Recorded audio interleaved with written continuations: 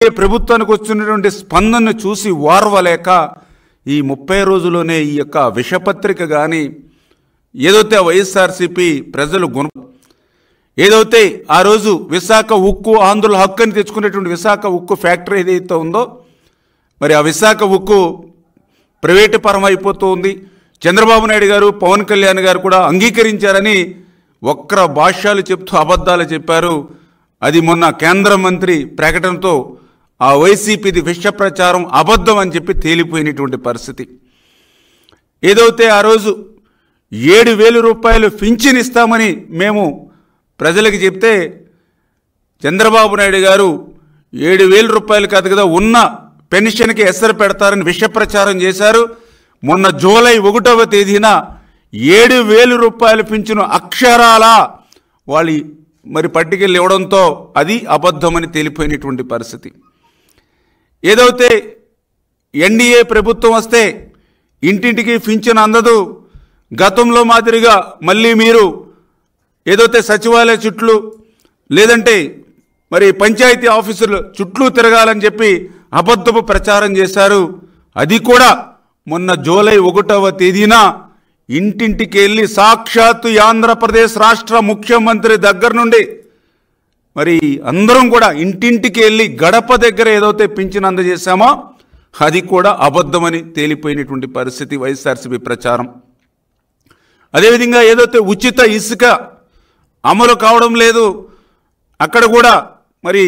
1,200, 1,400 పెట్టి కొనుగోలు చేసి ఇది ఉచిత ఇసుక ఏంటని ఏదైతే మీరు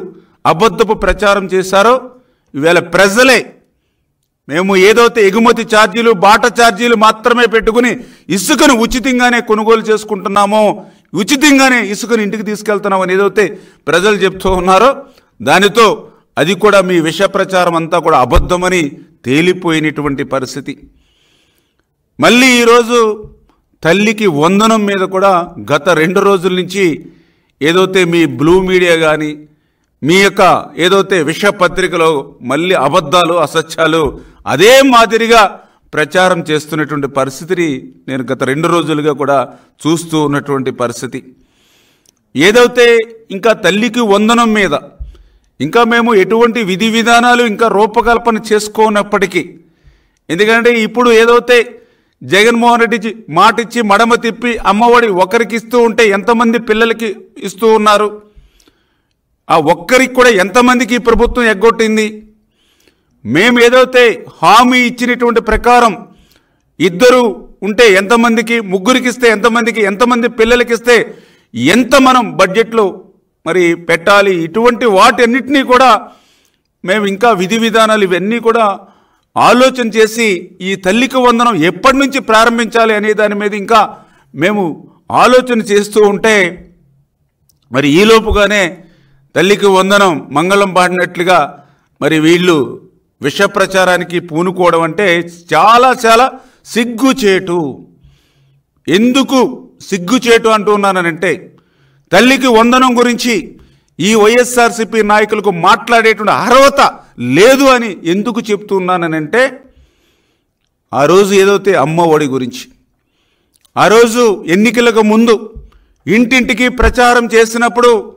ఆ రోజు చాలా క్లియర్గా మీ ఇంట్లో ఎంతమంది పిల్లలుంటే అందరికీ కూడా అమ్మ ఒడి ఇస్తాము, 2 పిల్లలుంటే 30,000 రూపాయలు ఇస్తాము. ఆల్రెడీ ఇప్పుడే మీకు ఈ ప్రెస్ మీట్ అయినట్టు నా వీడియో కూడా స్వయంగా ఆ రోజునటువంటి ముఖ్యమంత్రి మరి జగన్మోహన్ రెడ్డి సతీమణి భారతీరెడ్డి గారు ఇంటింటికి వెళ్ళి